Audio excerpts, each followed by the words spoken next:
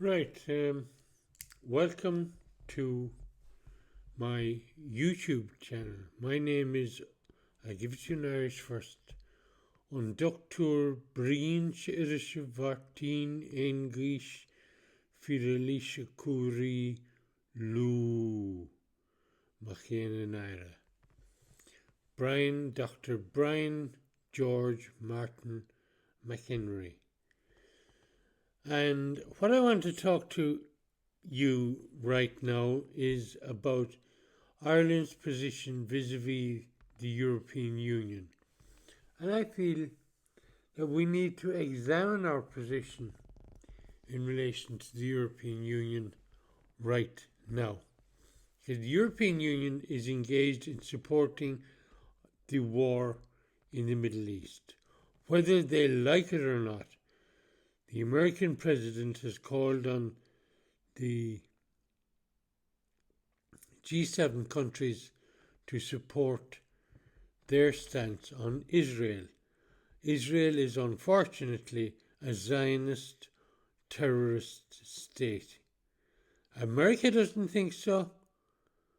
European Union definitely doesn't think so. And the Germans are falling over backwards to support a Zionist terrorist state. And they've been a Zionist terrorist state throughout their total existence. You know, we can go back in history and say this is wrong and that is wrong, but that does absolutely no good. But we as a nation, we support the underdog. And it's time that we stood up and cried a halt to this war in the Middle East, to the potential for further conflict, to the potential for further warfare. And fine, Iran is not a perfect state by any manner of means. Neither is Israel. Neither is America. Who are America to be telling us how we should behave when the way they've behaved throughout the latter half of the last century and the current century? They've nothing but warmongers. And it's war companies that have overtaken the sensibilities of the American people. And they've become peddlers of war. And unfortunately, Ireland is not innocent in that, because we have allowed our passive neutrality to be used by those who are peddling weapons. They are allowed to pass through Shannon without as much as a whiff of gun oil, which is wrong, morally wrong. It's reprehensible in this particular time.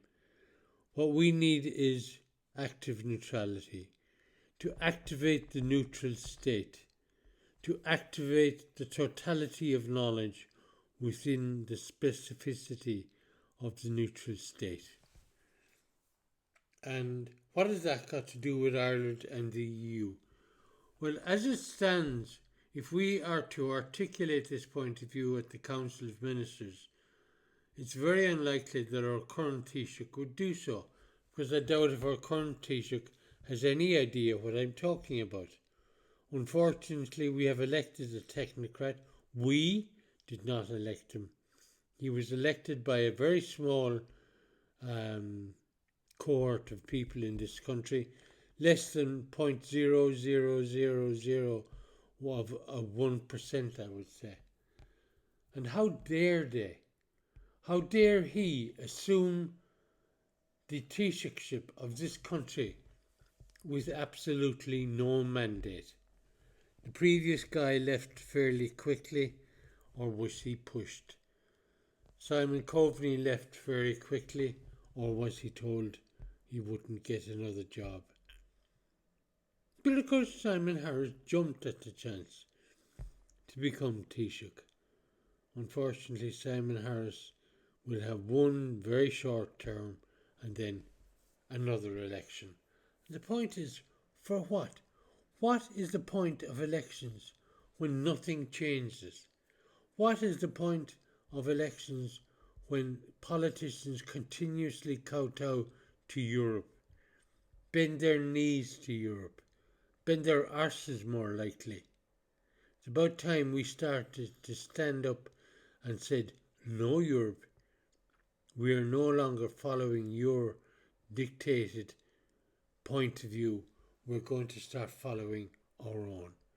Let us be the first country which asserts its sovereignty in Europe while still remaining part of the European Union.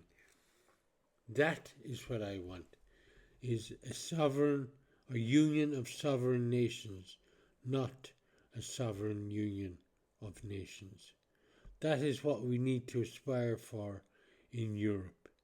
We need to create sovereignty for every individual nation as part of our goal of creating sovereignty for the whole. Do you think a flock of birds, a flock of starlings, a murmur of starlings, that they behave as if there's one central brain controlling the whole thing? They do not. Starlings have the possibility to interact with each other while in flight and yet still maintain the perfect formation for a murmuration. We need to get the knowledge of starlings into our birds and do the same thing. So on that note, I will go to bed. Eva, be mi di kaint a rish.